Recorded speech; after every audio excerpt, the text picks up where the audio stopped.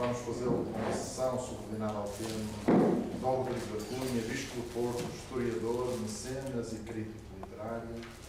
Temos a honra de ter connosco o Sr. Professor José Adriano Freitas Carvalho, que passo brevemente a apresentar com uma síntese que temos na folha. Depois seguirei a dizer as obras, teremos a oportunidade de ver, apenas para avançarmos um pouco mais. Então, professor catedrático aposentado da Faculdade de Letras da Universidade do Porto e investigador do Centro de Investigação Transdisciplinar Cultura, Espaço e Memória, o CICSEM, fundou e dirigiu o Centro Interuniversitário de História da Espiritualidade e a revista Via Spiritus, que vai já no seu 21º número e cuja comissão científica continua a integrar. Tem-se dedicado à investigação da literatura, da espiritualidade e da história religiosa dos séculos XV a XVIII, do franciscanismo, editou as crónicas dos Estados Menores, Frei Marcos de Lisboa, entre muitos outros trabalhos, aos diferentes movimentos e obras de espiritualidade, sobretudo da época moderna, áreas em que publicou numerosos estudos, sendo um dos nomes de referência neste campo de investigação que desenvolveu na Faculdade de Letras da Universidade do Porto. E elencamos aqui algumas das suas obras de várias épocas, entre as muitas que escreveu. Agradeço muito, Sr. Professor, ter aceitado o nosso convite. Certamente vamos ouvir um pouco do programa. Bom, como estamos numa faculdade de Teologia, isto foi quase um aspecto de bula de canonização, não é? Quer dizer, portanto, eu agradeço de coração as palavras que fez o favor de ligar para a pré, digamos assim, para o processo canónico e agradeço imenso ao professor Luís Amaral o ter-se lembrado de propor, aqui já há uns meses, este desafio, porque no fundo é um desafio que será de alguma maneira recuperar algum trabalho que tenho feito ultimamente e começarei por chamar a atenção que sobre o Office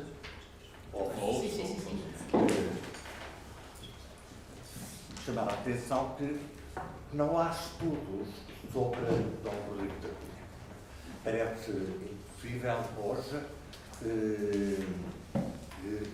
uma figura como Dom Rodrigo da Cunha, que foi bispo de três dioceses, uma arquidiocese e duas arquidioceses, num período de charneira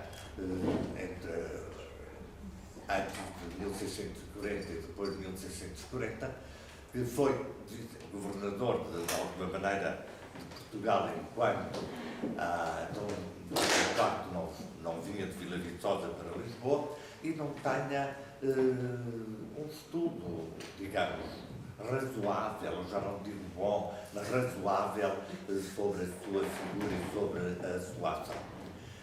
Inclusivamente, algum artigo de, digamos, muito boa vontade que aparece são, digamos assim, artigos de alta divulgação, muito boa divulgação, mas não passam de divulgação, de alta divulgação em termos de arte. Por outro lado, o que sabemos verdadeiramente de Dom Rodrigo da Cunha devemos a ele próprio, sobretudo até 1635, quando ele vai de Braga para Lisboa. No último capítulo da História Eclesiástica dos Arcebispos de Braga, o capítulo 106, da segunda parte, ele escreve a sua biografia. Supondo que é ele que escreve em terceira pessoa, não tenho uma certa dúvida que seja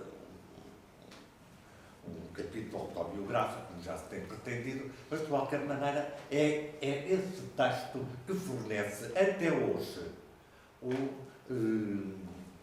os dados, digamos, mais importantes da sua biografia, como teremos ocasião dentro de alguns minutos de ver. A minha perspectiva aqui hoje é completamente diferente, né? Na medida em que é também outro tipo de abordagem. Vou partir de um documento. Um documento que são 114 cartas. 114 cartas é um número, é um bocadinho assustador, mas eu não vou tratar das cartas todas, podemos estar descansados. São 114 cartas escritas a Dom Rodrigo da Cunha entre 1616 e 1631. Quer dizer, praticamente nas vésperas dele partir para Lisboa. E esse conjunto de cartas permite-nos detectar uma série de dados, de elementos, de dados, sobre Dom Rodrigo da Cunha que não aparecem pelo menos nas conhecidas, nas biografias mais ou menos divulgativas sobre ele se têm publicado, na História da Igreja de Portugal, por exemplo, num outro artigo do professor Oliveira Ramos, no Dicionário da História da Igreja, em algumas páginas do professor José Pedro Paes, etc., são dados que não aparecem. Quer dizer, precisamente porque quem escreveu essas cartas, ao longo desses anos, entrava em zonas não institucionais. E, portanto, como não eram zonas institucionais da personalidade de Dom Rodrigo, sabemos nós hoje, mas os biógrafos institucionalizados, os biógrafos oficiais, aqueles que consultam a documentação de arquivo eclesiástico ou sem ser eclesiástico, não podem captar ou dificilmente captam. Ora, essas cartas, essas 114 cartas, foram escritas por Dom Francisco de Portugal. Dom Francisco de Portugal, que era, como vamos ver, um fidalgo português, que era bisneto de Vasco da Gama. Não se devia chamar Portugal, mas devia se chamar Gama, Dom Francisco da Gama, mas o avô, por qualquer bizarria nos escapa, resolveu mudar Gama para Portugal, né? E por isso o nome, diz ele, Dom Francisco diz a Dom Rodrigo, que o nome de Portugal era emprestado, precisamente não era o nome, digamos, de varonia, a chamada varonia da casa. Ora, estas 114 cartas constituem um documento muito interessante por dois motivos, se quisermos, três. São dirigidas a uma única pessoa, são escritas por um único autor, e escritas num determinado período de tempo muito concreto, quer dizer, têm sequências quase seguidas, muitas vezes duas vezes por mês, e são desde Lisboa ou de Madrid. Portanto, digamos, em vez de serem 114 documentos, verdadeiramente são um único documento, com uma unidade que normalmente em coleções de epístolas, de cartas, não se encontra. E desde esse ponto de vista, esse conjunto, esse documento, esse conjunto de cartas é um caso também raro na história da epistolografia, na história das cartas, escrever cartas em Portugal e, sobretudo, no século XVII. 3 palavras sobre o autor dessas cartas. Dom Francisco de Portugal, que já sabemos que era nasce em 1580 e morre em 1632. É digamos, uma grande família, é Gama, bisneto de Vasco da Gama, mas é também descendente da família Portugal, que vem da Casa de Bragança, e, portanto, digamos, familiarmente, era um homem situado numa posição social que não era da alta nobreza titular, mas era da boa nobreza, era da nobreza portuguesa de cepa, digamos assim. E isso tinha, digamos, nota-se inclusivamente nas posições que ele assume para com os governadores de Portugal, por exemplo, em que, tanto em Portugal como em Espanha, nota-se que Dom Francisco de Portugal reivindica, muitas vezes, tem grande resultado, é verdade, o seu estatuto, a sua posição. E dificilmente aceita ser tratado sem ser com esse nível. O que é que ele, por natureza, diz o seu melhor biógrafo, que é o seu quase contemporâneo e o seu parente, por natureza era poeta. E nós vemos, além das cartas, nós vemos a sua produção poética, que é um grande poeta. Temos aí um soneto, depois aparecerá, e por profissão era soldado. Curiosamente, nós não sabemos exatamente o que é que ela era de soldado. Sabemos que entrou nas armadas de Portugal, não sabemos se nas armadas para a Índia, se nas armadas costeiras que vigiavam as costas portuguesas para livrar de corsários ou de invasões inglesas ou holandesas, etc. Mas o que é certo é que a partir de 1620, Dom Francisco deixa de ter, digamos, emprego como nas armadas, resolve reivindicar os seus direitos digamos, de obter algum emprego e começa a entra na vida de requerente. Faz requerimentos, anda por Madrid, anda por Lisboa a requerer que lhe dessem qualquer coisa. Era uma autêntica profissão nessa altura. E basta ver, por exemplo, o que o padre Vieira diz sobre o requerente, o que é ser requerente, e ficamos a ver quanto era absorvente ser requerente naqueles dias.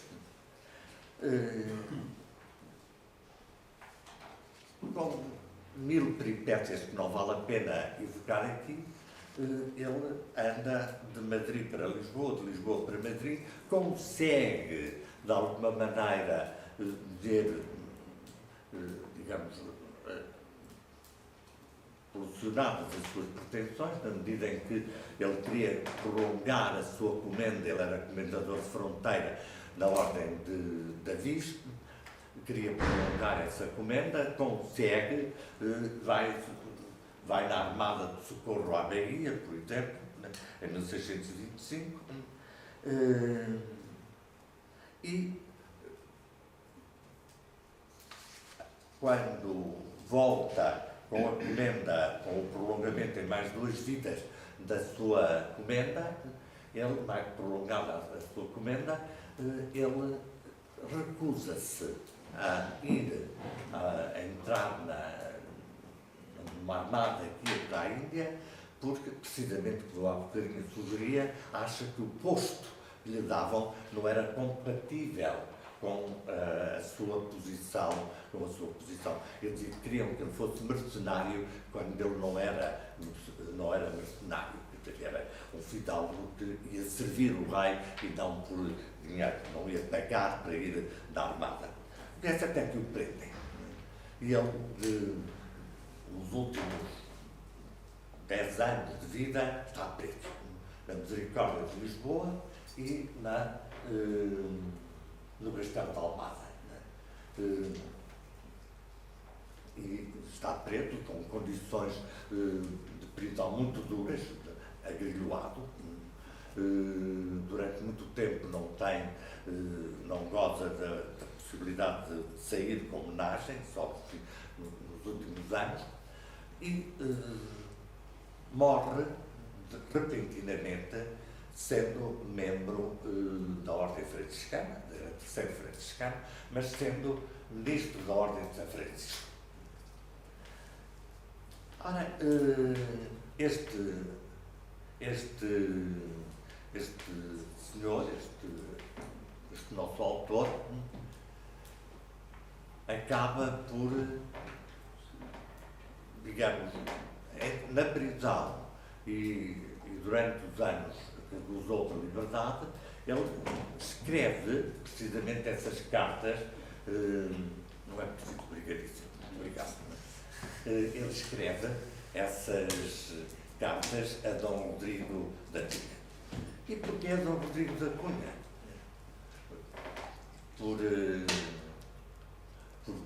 Digamos, por pura casualidade, porque era seu amigo e era seu parente no pescado. Era primo quase direito de Dom Rodrigo da Cunha. E mais ainda, era compadre de Dom Rodrigo da Cunha. Dom Rodrigo da Cunha era compadre. Portanto, era primo, amigo e compadre. Né? Era, digamos, uma circunstância que favoreciam que precisamente as suas cartas tenham uma familiaridade e abordem assuntos de casamento, do casamento de uma filha do Dom Rodrigo, de Dom Francisco, a opinião dele sobre determinado assunto, etc. E Dom Rodrigo e Dom Francisco, através dessas cartas, permite-nos aceder, e aí está agora a importância do documento, aceder a determinados aspectos de Dom Rodrigo.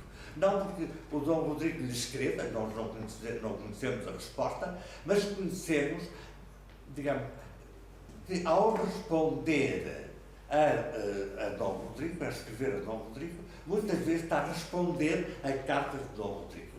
Portanto, nós podemos descobrir, digamos assim, uma espécie de diálogo que se estabeleceu e em determinados momentos nós sabemos qual era, digamos, a atividade de Dom Rodrigo. Por exemplo, estava a fazer visitas pastorais, ou não, se estava a ler isto, ou estava, se leu Marino ou se não leu Marino. Portanto, temos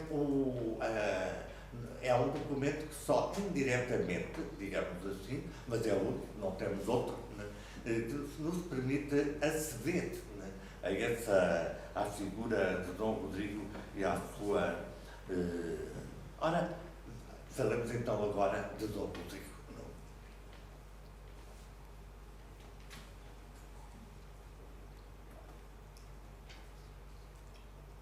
Dom Rodrigo nasce em Lisboa em 1677.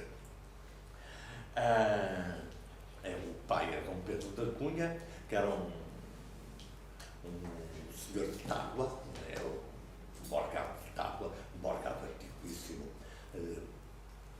E o pai, este Dom Pedro da Cunha, morreu precisamente agrilhoado, preso por ser partidário de António Pereira do Crato, no Castelo de Lisboa.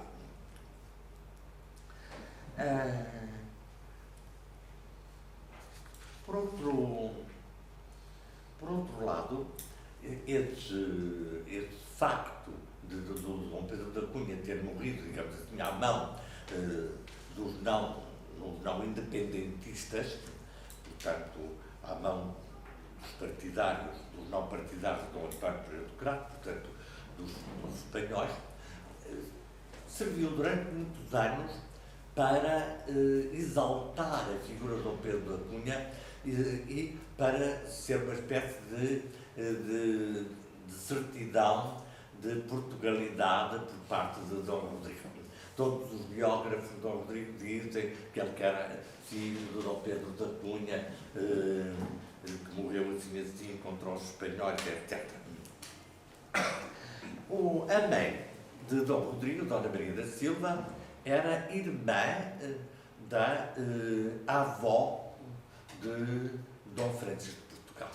Portanto, há uma diferença de geração. E isso, digamos assim, nota-se de alguma maneira.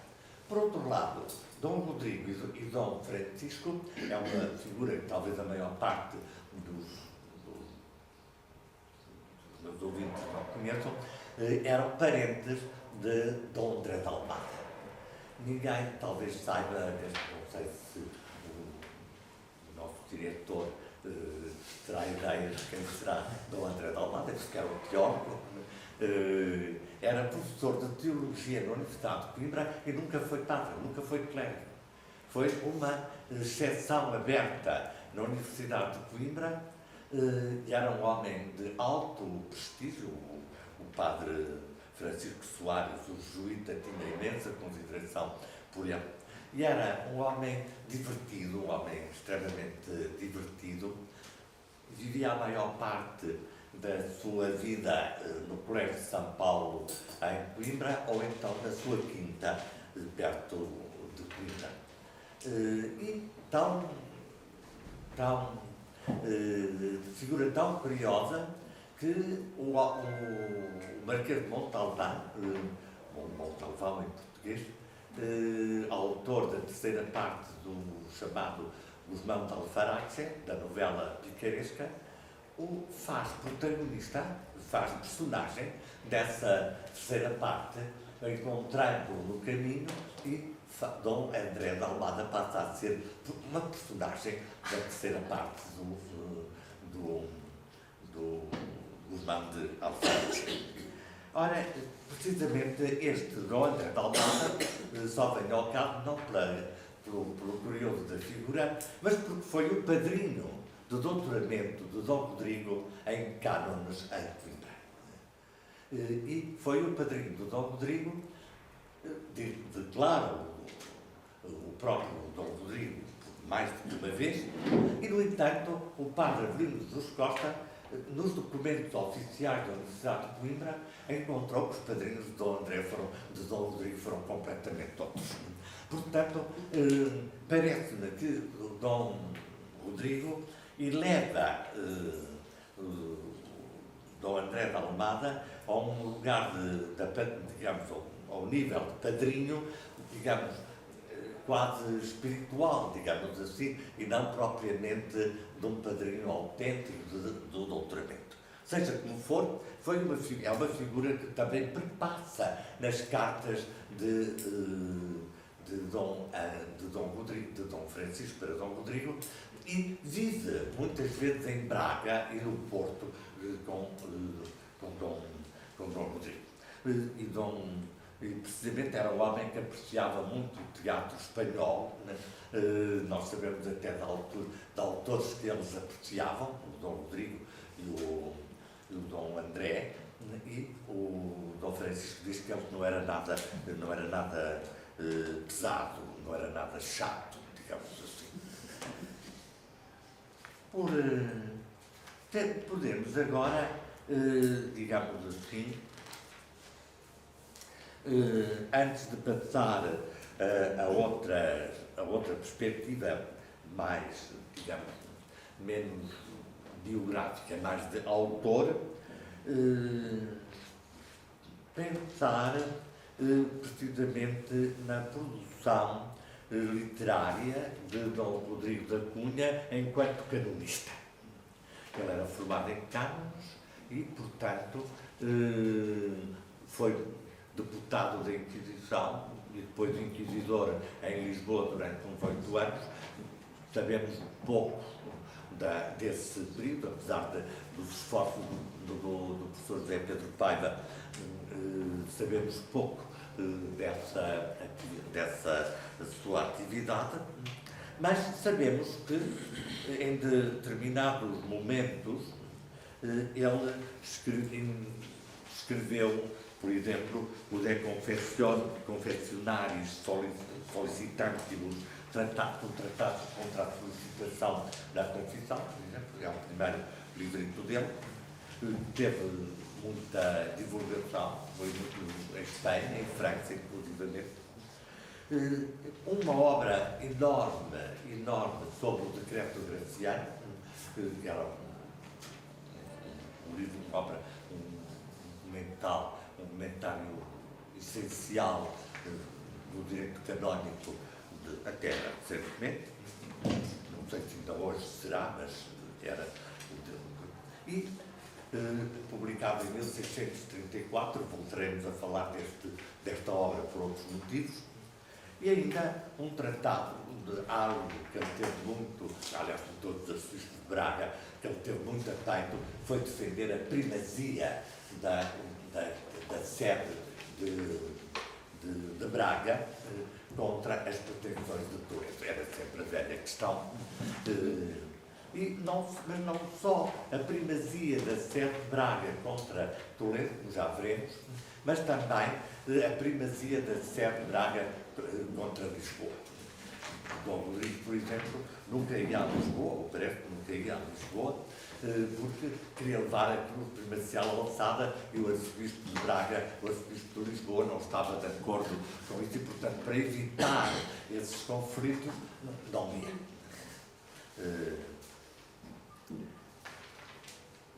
Por outro lado, nós sabemos que quanto à atividade pastoral como inquisidor escreveu, mas que não sabemos que ele, digamos, o comportamento como inquisidor, verdadeiramente sabemos muito pouco, mas recordemos alguns factos pastorais dele como bispo do Porto e depois como arcebispo de Braga. Apesar de algumas lacunas, a correspondência de Dom Francisco sugere que Dom Rodrigo foi um bispo residente. Quer dizer, tanto em Porto Alegre até 1619, 1819, como depois do Porto até 1627, como depois de Braga, de 1627 e 35.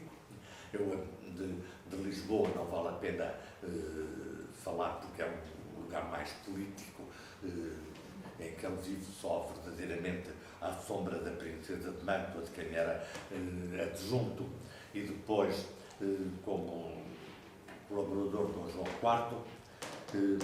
Ora, essas cartas permitem-nos ver que Dom Rodrigo foi um bispo residente. Dom Francisco muitas vezes gostava muito de o ver, porque nunca se viram. É preciso dizer que estas cartas são trocadas entre dois parentes, amigos e compadres, mas nunca se viram durante este período todo, nunca se encontraram. É espantoso, mas, digamos, e diz: venha, aproxime-se de Coimbra, eu vou ver, se for a Madrid eu vou consigo, tudo isso, mas Dom Rodrigo nunca foi a Madrid, senão em 1638.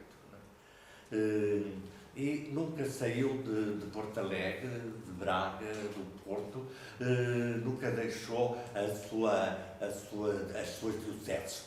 Porquê? Digamos, por muito trabalho pastoral, possivelmente. Nós encontraremos alguma documentação disso. Mas, sobretudo, eu estou convencido que era por uma questão de não entrar em disputas de precedências com os outros bispos e, sobretudo, com o arcebispo de Lisboa, que normalmente, nesta altura, era vice-rei ou governador de Portugal. Portanto, Dom Rodrigo ficava sempre numa posição de digamos, subalternidade, digamos assim, e a cruz primacial de Braga, digamos, aqui teria pouca relevância momentânea.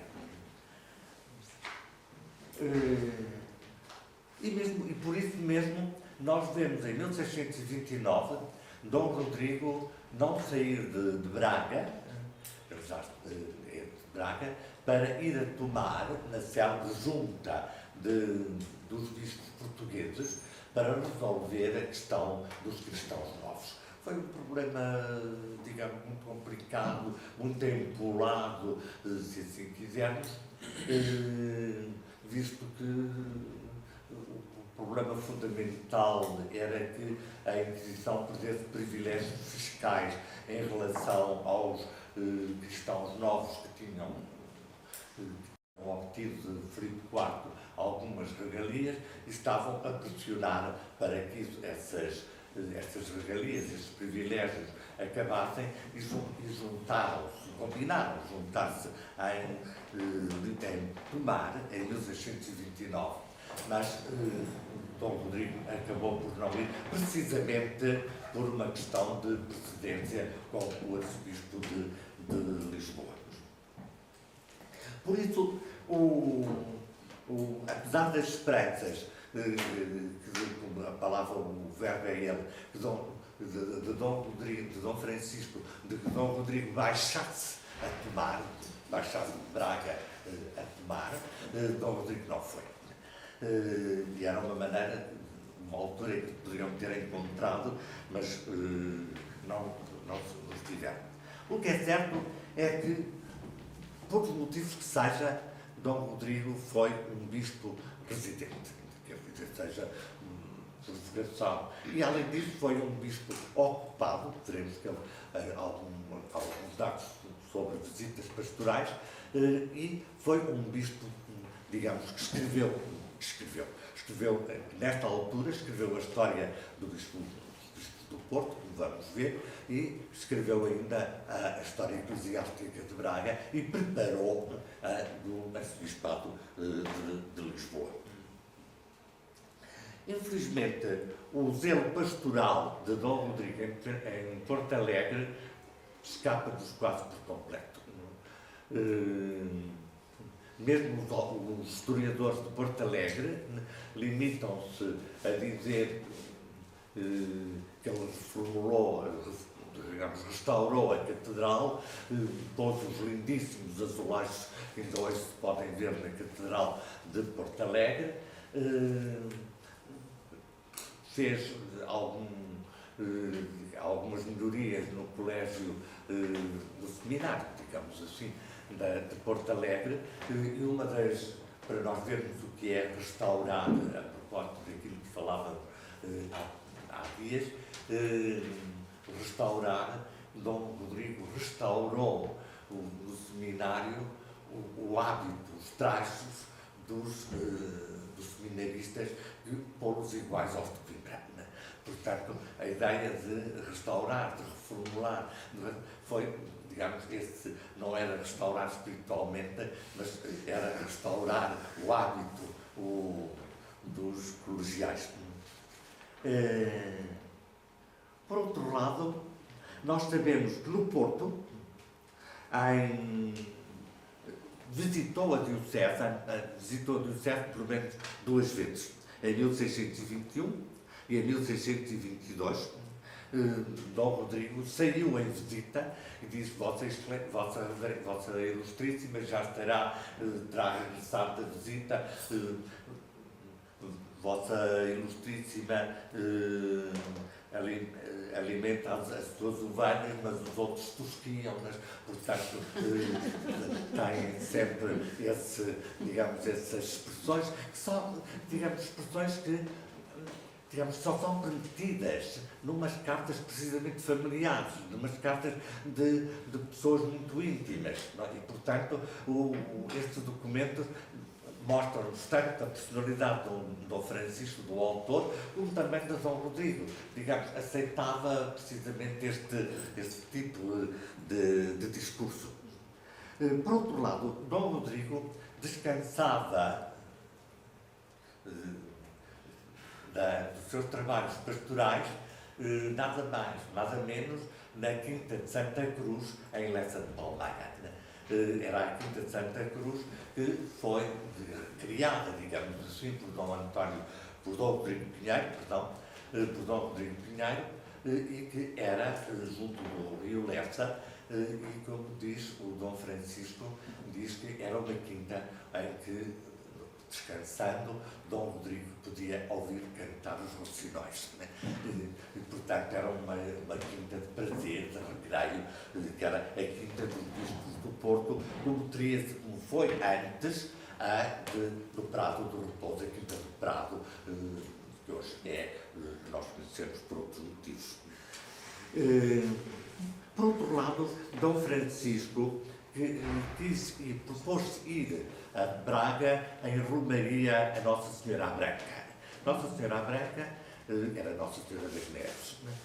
Era uma grande devoção do Dom Rodrigo e que restaurou a capela, que ainda existe em Braga, de Nossa Senhora das Neves, Nossa Senhora à Branca, com a sua romaria, cujos estágios se podem encontrar em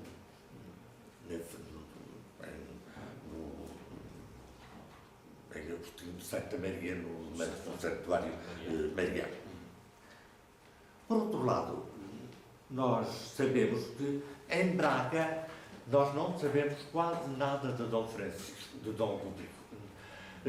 Curiosamente, apesar da documentação sabemos publicada pelo Padre Avelino Jesus Costa, nós sabemos muito pouco acerca da atividade pastoral. As visitas que fez foi por interposta pessoa, por interposto visitante e não visitas diretas. Mas sabemos, por exemplo, um caso curioso para a biografia futura de Dom Francisco, de Dom Rodrigo. Nós sabemos que Filipe IV o encarregou por 3 vezes de vigiar, de montar a vigilância militar em Viana do Castelo. Porque Dom Rodrigo, além de arcebispo de Braga, era o senhor de Braga, né? E, portanto, tinha uma jurisdição civil, não só eclesiástica, mas também civil, e, portanto, Filipe III. E nós sabemos que as datas em que Filipe IV o encarregou, 1629, 1630 e 1634, com medo dos ingleses que entrassem pelo porto de Viana. O que é certo é que nós temos, através das cartas de Dom Francisco, nós sabemos que Dom Rodrigo ocupou esse ministério, digamos assim, essas funções, 2 anos ou 3 anos antes, em 1627. E esse dado, não aparece nas biografias, digamos, nem no Padre Avelino Jesus Costa, que só conhece as mais tardias. Por outro lado, e acabamos precisamente com Dom Rodrigo. Dom Rodrigo foi um homem, digamos, um bispo, não só residente, mas um bispo absolutamente tridentino, na medida em que assumiu plenamente o título de bispo, ou melhor, o título que os bispos invocavam, ou deveriam invocar, que era Pater Pauper, o pai dos pobres. Né? Precisamente no seu testamento, declarou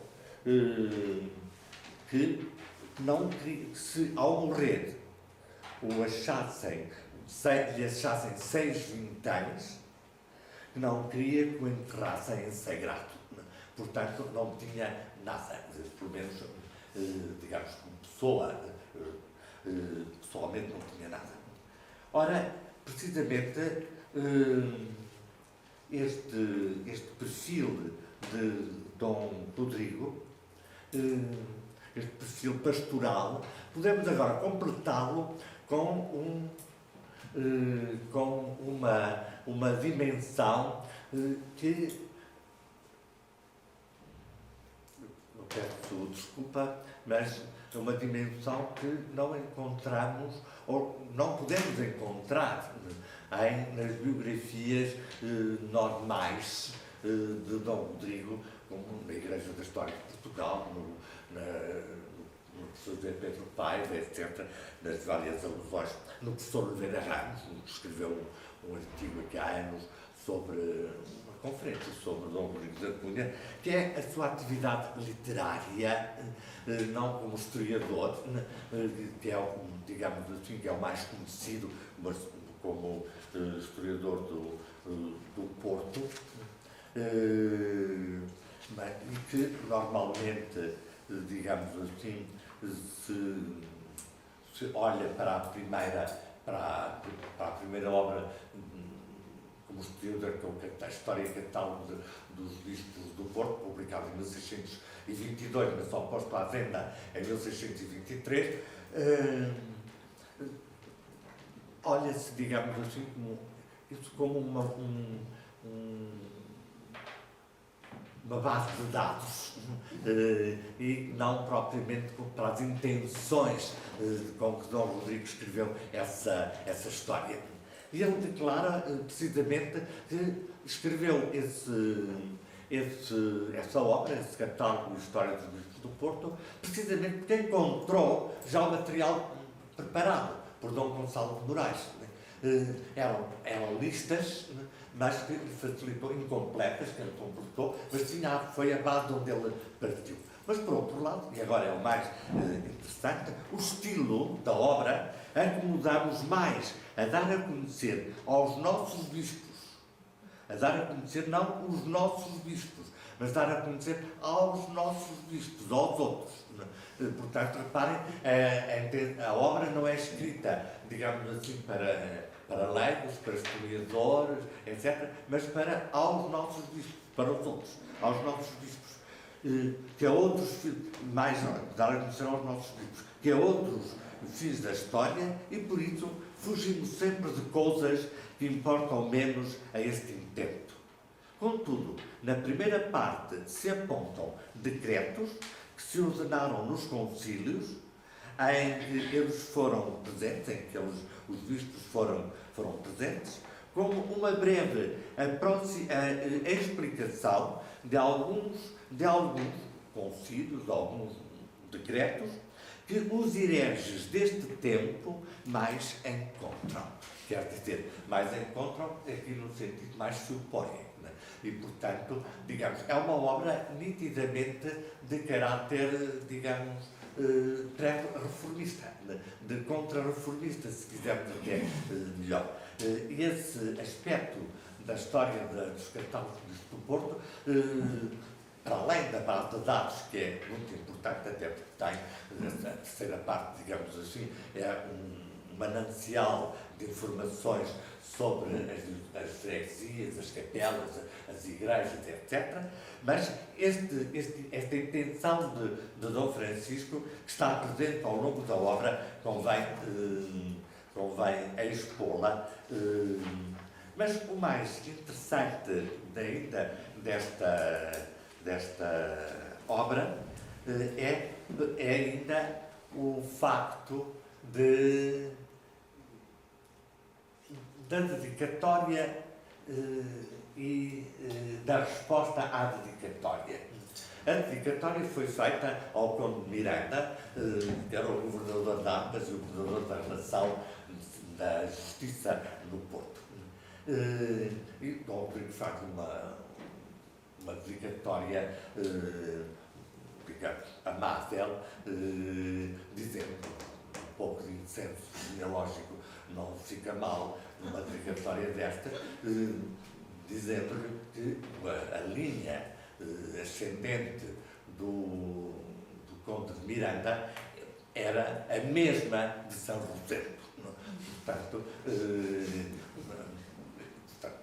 mas a seguir o Conde resolveu fazer uma resposta a Dom Rodrigo.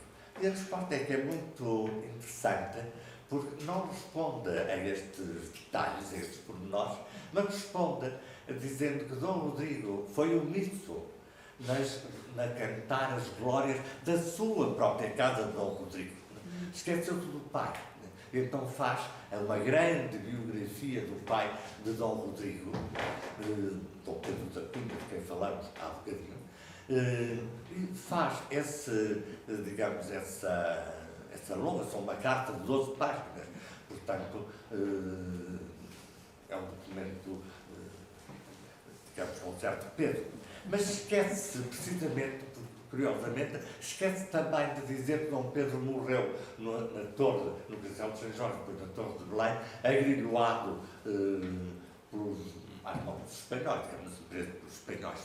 E a seguir diz, mas também devia falar de si, Dom Rodrigo. E então também tece um pequeno elogio de Dom Rodrigo. Ora, este diálogo entre o dedicatório, e o dedicador, digamos assim, é um diálogo muito interessante, porque nós quase poderíamos, se não soubéssemos que eram duas pessoas diferentes, quase poderíamos pensar que a resposta, mesmo chama-se assim resposta, de Dom Rodrigo, do Conde de Miranda, era uma espécie de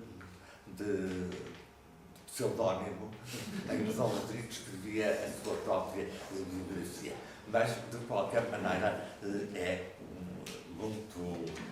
A história de Braga não tem dedicatória, a não ser à Virgem Maria,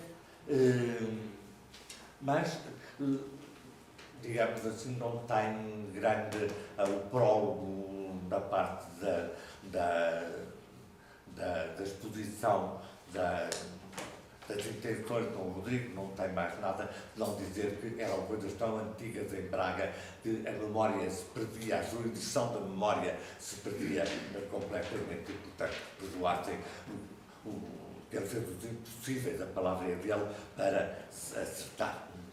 Por outro lado, nesta dimensão mais literária de Dom Francisco, de Dom Rodrigo, não sei se tiveram alguma vez consciência de que Dom Rodrigo é tio de Dom António Álvares da Cunha, o camunista, que foi editor de Camões, e ele próprio, Dom Rodrigo, e daí talvez o Dom António Álvares da Cunha tenha dado essa costela camunista, Dom Rodrigo recebeu muitas, não foram duas nem três, foram muitas, dedicatórias de edições dos Lusíadas e das Rimas nos começos do século XVI e XVII, o que significava se recebia dedicatórias e dedicavam as edições, é porque Dom Rodrigo entrava de alguma maneira ou promovia a edição com o seu nome, ou porque pagava a edição, ou parcialmente pagava a edição. O que é certo é que ele recebeu essas dedicatórias. E esta dimensão mecenática de Dom Rodrigo, vamos encontrá-la dentro de minutos, digamos, em relação ao Lope de Vega, que é um aspecto muito menos conhecido da atividade de Dom Rodrigo. Por outro lado, Dom Rodrigo era, e agora eu pedi ao favor de verem a carta 21,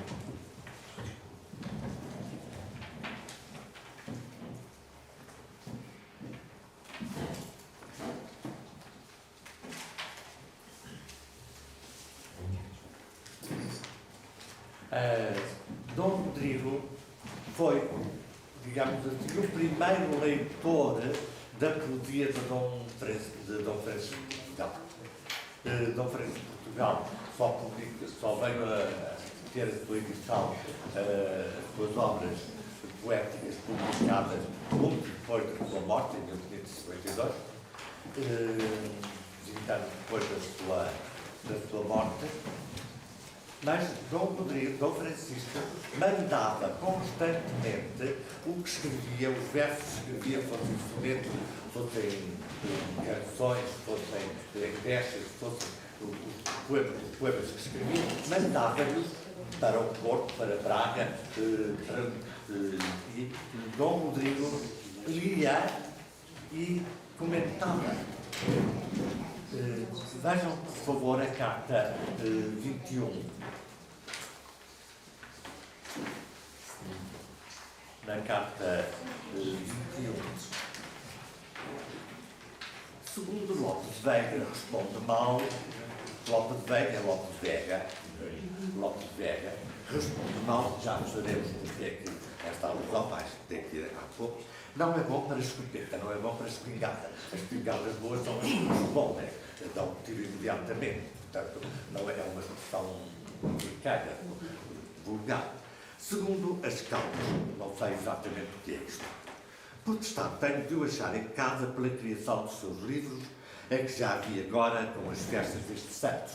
Os santos que eram a canonização de Santo Isidro Lavrador, Santa Teresa, Santo Inácio e São Francisco Xavier, que eram os 4 santos espanhóis canonizados por Urbano VIII em 1622. Nestes anos, não manda a Vossa Senhoria por não ter publicado. Foram publicados e deveria mandá-los. O Marquês de Castelo Rodrigo entrou no nosso conselho no seu lugar de vereador da Fazenda, de Ministro da Fazenda. O Vilhena Mosa, que era o filho de Dona Francisca de Aragão, da célebre senhora apaixonada de quem Camões e Dom Manuel Portugal foram apaixonados. O Vilhena Mosa, Dom Carlos de Borja, não ficou contente, porque é mal começarem a abolir com ele. Por aqui, queira Deus, se melhore a minha pretensão. Esperava que as pretensões de requerente melhorassem de alguma maneira. Dom Baltazar de Zúñiga morreu em 7 dias de um tabardilho e geralmente foi sentido que não é pequeno milagre num varão. Nos papéis lhe sucede o Lisage, na presidência de Itália Monterrey, que era o cunhado do Conde de Olivares. Vamos aos versos. Reparem, depois destas 3 linhas de notícias de Madrid, diz que vamos aos versos. Não será este o primeiro soberano que esteja mal ajeitoado. Penso que será adjetivado, mas é o que está no manuscrito e não consegui arranjar a palavra mais a jeito do que adjetivado. Neste mundo, eu cuidava que com as desanimar o ficaria salvando, porque não se constrói maldizendo, não foi defeito esta falta de cor, graças que animam a desanimar.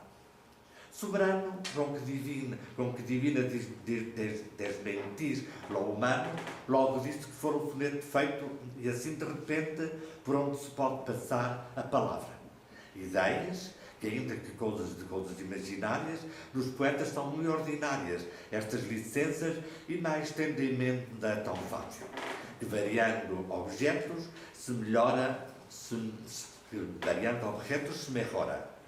Por árculo, talvez ásculo, não sei, ficara o verso mais ilustrado. Ora, aqui vai outro soneto ou um retrato.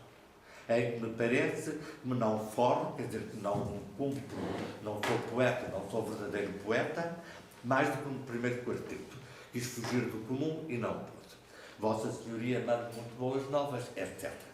Ora, esta carta mostra-nos que Dom Francisco está a responder a objeções de Dom Francisco. Dom Francisco escreveu um poema, um soneto qualquer, e mandou a Dom Rodrigo. Dom Rodrigo não concordou com o soberano, com isto, com determinadas expressões, determinados conceitos, e comentou com Dom Rodrigo. Portanto, mas felizmente nós temos a segunda versão do soneto, que é o soneto quinto que está, que eu entreguei. E está em espanhol, existe o Dom Rodrigo também comentou em espanhol. No fue defecto, gracias son mayores, que alma al desanimado tan soberano, con que divina desmentís lo humano, cuando en muerte color matáis de amores. Candores son no pálidos colores, de las que imitaba el sol pretende en vano, permitida piedad que amor tirano cruel ostenta en cielos de rigores. No agravie extremos lo que en gloria crece, ni es falta lo que ilustre la hermosura, que variando ideas se mejora. Que en púrpuras afrentó, rayos merece, cuyo abrazar es la mayor ventura, que en la aurora os buscou, sol os adora. Portanto, como vemos, temos aqui a segunda versão do soneto, não é exatamente igual à que estava, portanto, Dom Francisco aceitou algumas das objeções do Dom Rodrigo, o que nos mostra Dom Rodrigo um leitor atento, um leitor de poesia atento e de uma poesia amorosa, aliás, como era toda a poesia de Dom Francisco, e dava a sua opinião, corrigia inclusivamente as palavras. Não sei se só para terem ajudar, não foi de efeito, grandes são maiores, que alma aos animais não soberano. Soberano é um adjetivo de alma, alma aqui está no sentido de esforço, de ânimo, e não propriamente alma no sentido corrente de espírito. E se quiserem ver a carta 36 que está a seguir, que é outro exemplo, muito mais, um pouco posterior,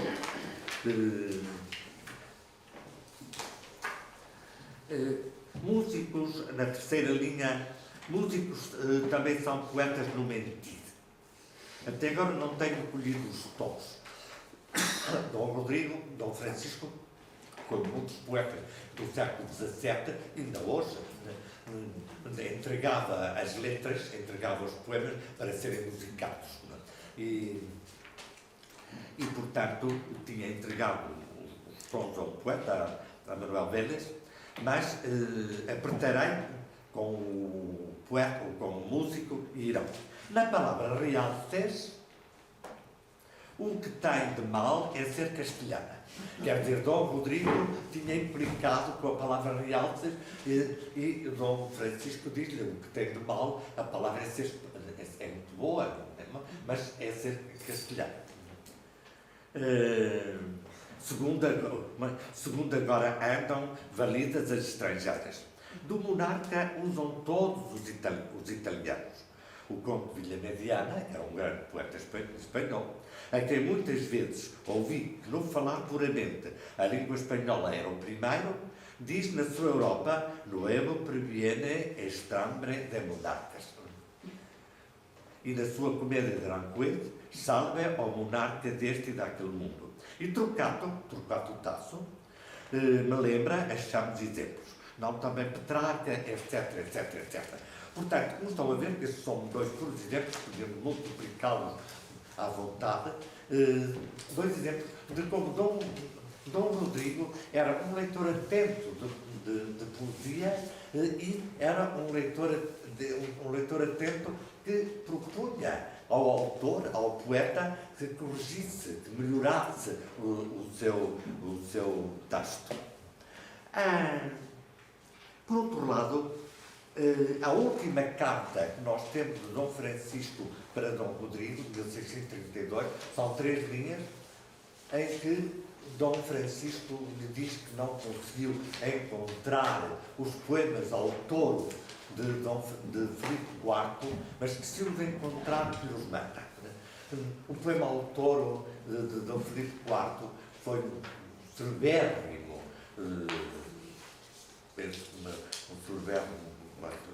ato de sorte de Filipe IV, que estava a ver uma tourada, uns touros numa janela com a família, e o touro que entrou na arena era um touro demasiado violento e a certa altura não ligava nada aos toureiros, e o rei, tão furioso, resolveu, como a pedir a espingarda, atirou ao touro e matou. Isto foi um assunto de poesia infinita. E há um volume publicado precisamente por José Pediceri de Tomar, um volume só com os sonetos, só com alguns dos sonetos, e curiosamente o último dessa coletânea é também de Dom Francisco de Portugal. E, portanto, Dom Rodrigo estava interessadíssimo em ver esses sonetos, essa frivolidade de sonetos ao autor morto por Filipe IV, e mandou pedir, lhe mandasse esses sonetos. Por outro lado, nós gostaríamos de saber quais eram os livros de Dom Rodrigo. Para além, nós conhecemos, além das obras dos Lusíadas e das obras dedicadas ao Dom Rodrigo, algumas, para além dos Lusíadas e das rimas, outras obras que nós conhecemos, e que é fácil de seguir através dos índices da Biblioteca Nacional. Nós gostaríamos de conhecer os seus livros, porque sabemos, cerca de 1630, com o grande escândalo de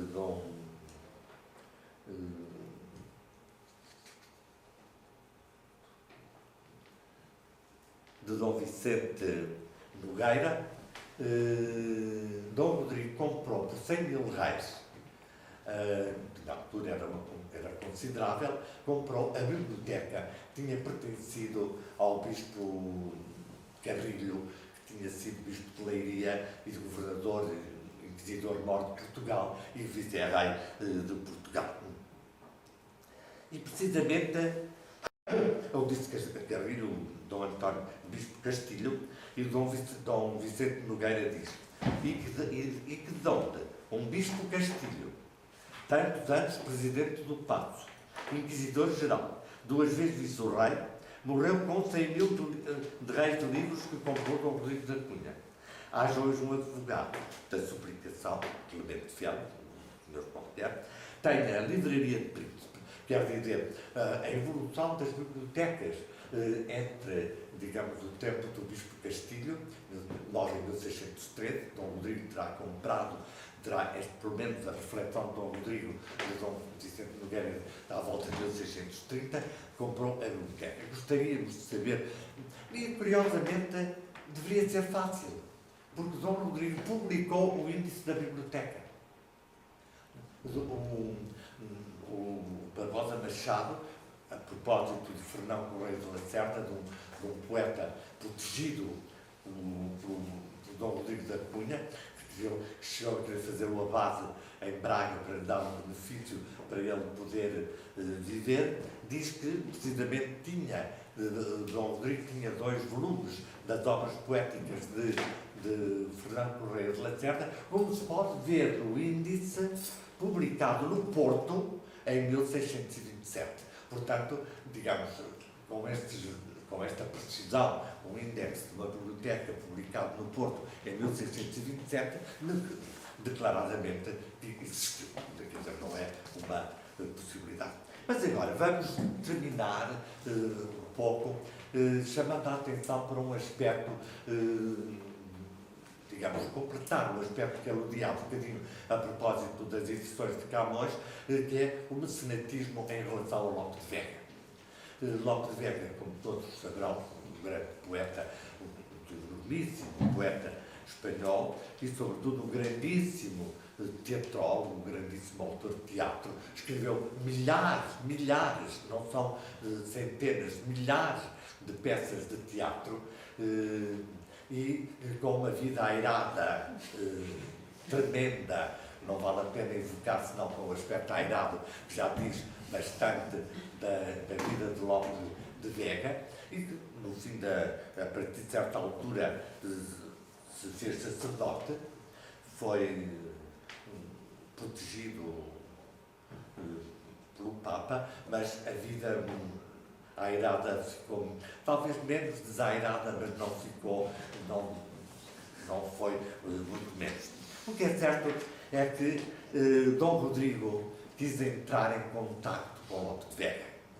Apreciava, devia ter visto representar peças dele em Lisboa. Nós veremos, há uma referência a ou uma companhia de teatro espanhola que está em Lisboa, e que Dom André de Almada assiste à representação, portanto, Dom Rodrigo devia estar também neste meio.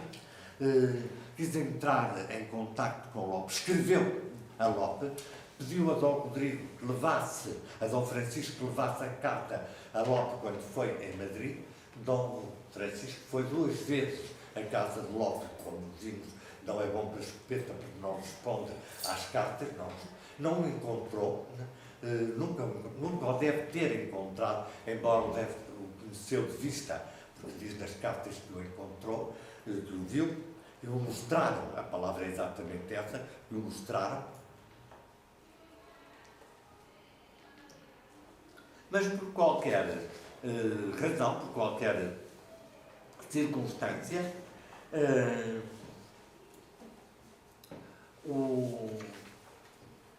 em 1623, portanto a carta é de 21-22, portanto em 1623, Lope de Vega dedica a Dom Rodrigo uma peça de teatro e chama-lhe Seu Mecenas. E nós temos precisamente aí no poema, no primeiro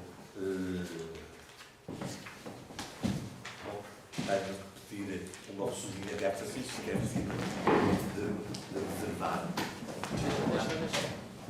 Obrigado.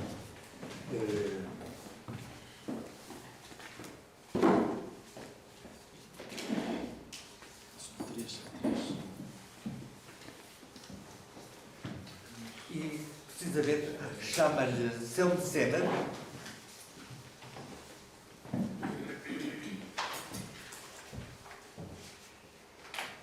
Chama-lhe Seu Mecenas, e naquela obra que eu referi de Cánones, dos comentários ao decreto de Graciano, Dom Rodrigo, a propósito dos deveres que o rei deve ter para com a Igreja, deve ser o seu defensor, Dom Rodrigo faz um grande elogio de Lope de Vega. Um elogio de Lope de Vega,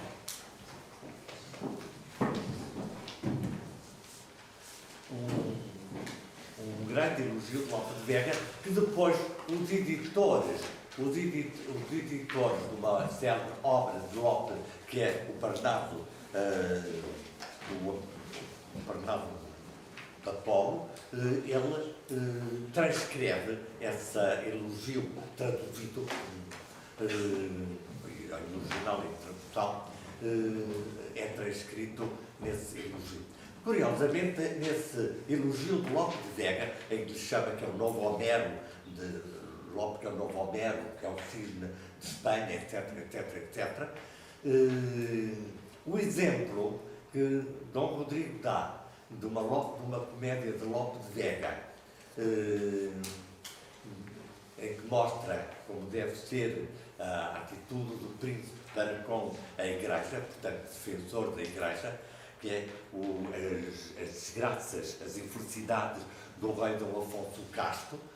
O título, a comédia, não é de Lope de Vega, é precisamente de Miradamescoa.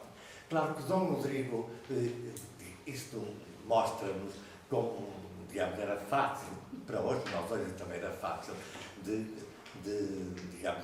nos equivocarmos, porque estas peças eram postas umas juntas com as outras e, portanto, peças de Lope, peças de Miradamescoa estavam todas misturadas, eram editadas em uma espécie de grandes antologias, digamos assim, de teatro, e é natural que Dom Rodrigo tenha confundido um autor com outro. De qualquer maneira, o que importa aqui não é um erro. O que importa aqui é ver Dom Rodrigo, leitor de teatro, ver ler teatro. E aí o importante é precisamente servir-nos desse dado para chamar a atenção de ver um bispo, neste caso um bispo de Braga, já bispo de Braga, a fazer um elogio de Lope, citar-no mal, mas admirar e ser leitor de qualquer maneira desse género de literatura. Mas nesse mesmo ano, em 1629, a Companhia de Jesus, depois de grandes peripécias, Dom Rodrigo nunca teve grandes relações com a Companhia de Jesus, apesar de ter sido educado em Santo Antão, no Colégio de Santo Antão. Mas em 1629 a Companhia de Jesus inaugurou em Madrid os Reales Estudios da Companhia. Portanto, uma espécie de faculdade, de universidade da Companhia, que levantou grandes polémicas, mas que, com as outras universidades, como sempre, não queriam que ela pudesse dar graus, etc., para não entrar em concorrência, sobretudo com Salamanca e Alcalá de Henares.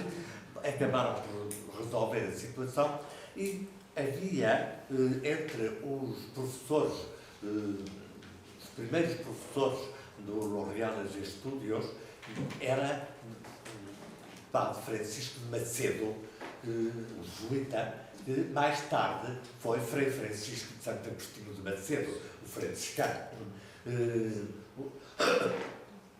e que era professor de retórica no Reales Estudios. E precisamente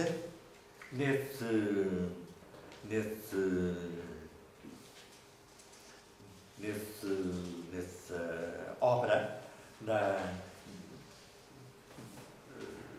nessa altura, foi publicada por Lope de Vega em Zagoge, um resumo, digamos assim, das festas da inauguração do Reales Estudios, com a lista dos professores, o elogio poético de cada autor, etc. E precisamente vem também o elogio de Dom Francisco.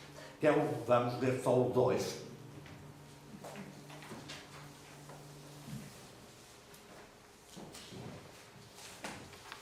Em que ele diz: Tu, Rodrigo Ilustríssimo, tu solo de mi musas Apolo, primeiro arquimandrita lusitano, hoy mis versos son con semblante humano.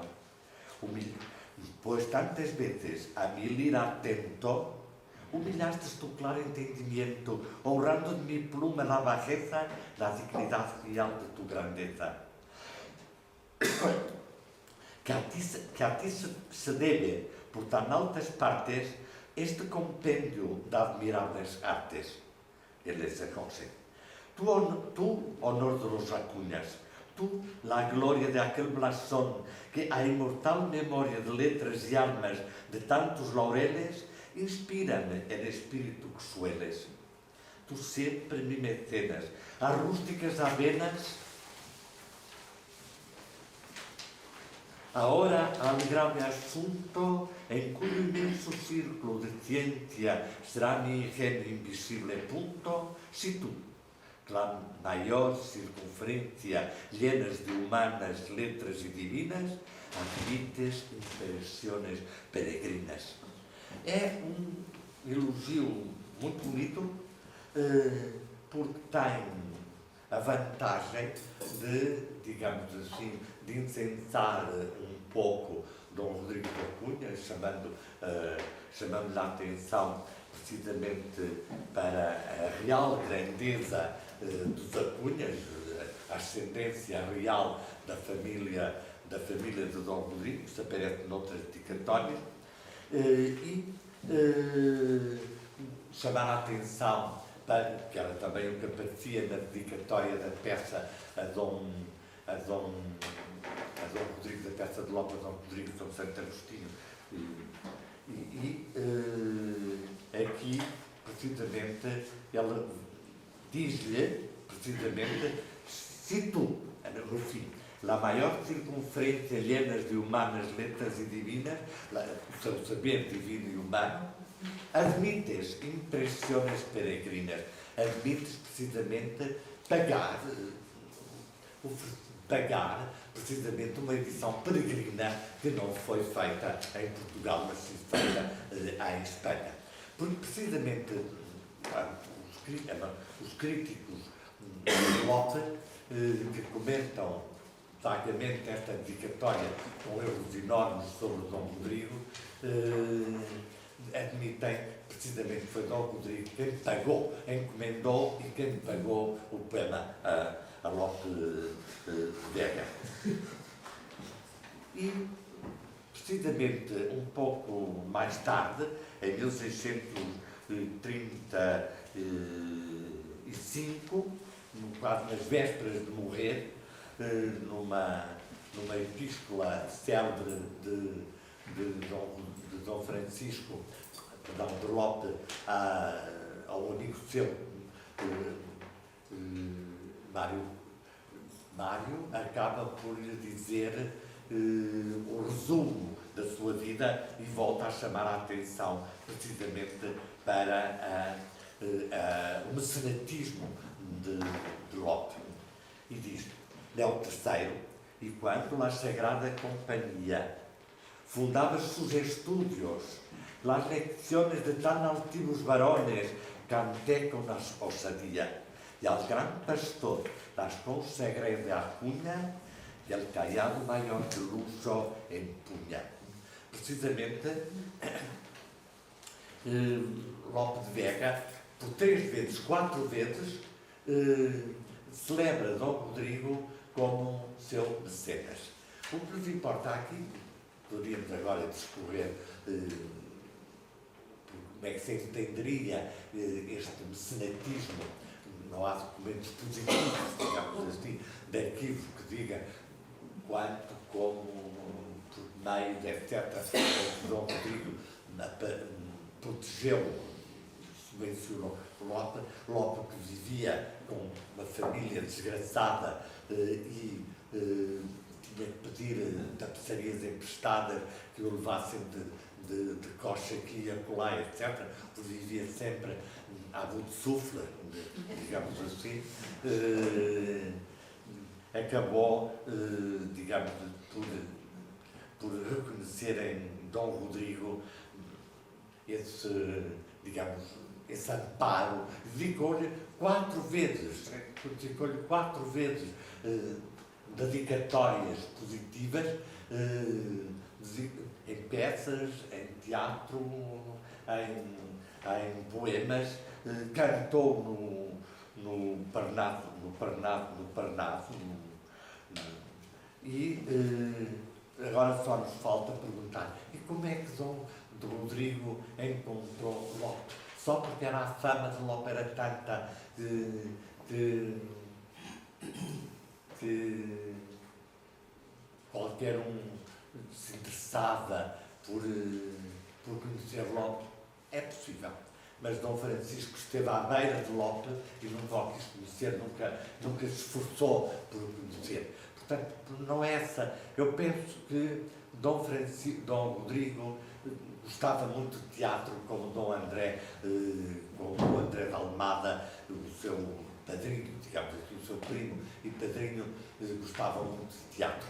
Assistiam em Lisboa, antes de vir para o Porto, para Porto Alegre e para Lisboa, assistiam às representações da Companhia de Santo José Bueno, que representava peças de Lope e algumas delas escritas propositadamente por Lope para Santo José Bueno, para esse ator, para esse empresário e ator também. Mas podemos pensar que há uma figura de enlace entre Dom Rodrigo e Dom Francisco e Lope de Vega, que é Dom Vicente Nogueira. Dom Vicente Nogueira, que é uma figura extraordinária da erudição portuguesa, um pouco amaldiçoada, dadas certas circunstâncias da sua vida privada, não vem agora ao caso, mas que era um eruditíssimo bibliófilo, um eruditíssimo bibliógrafo, comprava livros e vendia bibliotecas, aconselhava, e as suas cartas são uma mina sobre o comércio do livro antigo na Europa. Preços, livreiros, valores, como é mais fácil de encontrar este livro aqui na Holanda ou em Roma, e é uma mina de informações. Ora, Dom Vicente Nogueira era um grande admirador de Lope. Encontraram-se, viveram. Lope escreveu-lhe mais do que uma vez, e Lope e Dom Vicente Nogueira, quando podia, nas suas cartas, elogiava, exaltava Lope como pessoa, como poeta. E Dom Vicente, e precisamente no Laurão da Pó, no Bernardo da Pó, Dom Vicente Nogueira recebe este elogio de Lope, que é um dos maiores, mais extensos elogios que Lope fez a algum dos cantados das personagens exaltadas, elogiadas no Laurão da Pó. E, aliás, é um elogio, para meu gosto pessoal, lindíssimo. Entre los cuales literatos lusitanos, portanto, si favor me diera la 10ª divina moradora musa de aquella fuente que al nacer de la aurora en sus ondas de plata reverbera, Don Vicente Noguera tuviera asiento entre latinos graves, laurel entre toscanos, palma entre castellanos, por la dulzura del hablar suave, y entre franceses y alemanes fuera florida primavera. Que como ella primavera, como ella de tantas diferencias de alegres flores se compone y viste, así de varias lenguas y de ciencias en la docta erudición consiste, ¿qué libro se escribió que no lo viese? ¿Qué ingenio floreció que no le honrase? ¿En qué lengua se habló que no supiese? ¿Qué ciencia se inventó que no alcanzase?